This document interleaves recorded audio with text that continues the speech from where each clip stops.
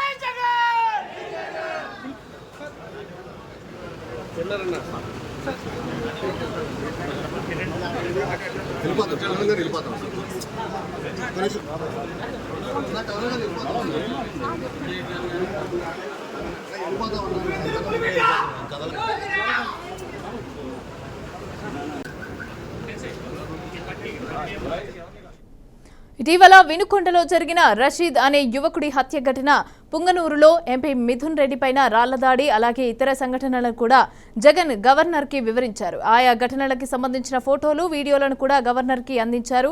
రాష్ట్రంలో దెబ్బతిన్న law and ఆర్డర్ని కూడా పునరుద్ధరించేందుకు గవర్నర్ చర్యలు తీసుకోవాలని కోరారు.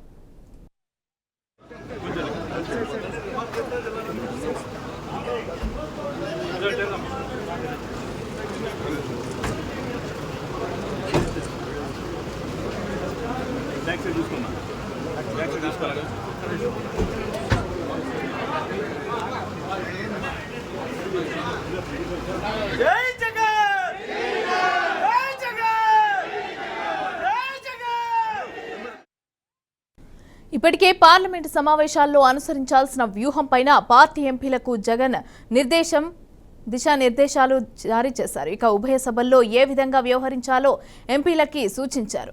రాష్ట్రంలో జరుగుతున్న దాడులు, హత్యలను ఢిల్లీ వేదికగా కేంద్రం, దేశం దృష్టి తీసుకెళ్లాలని అన్నారు.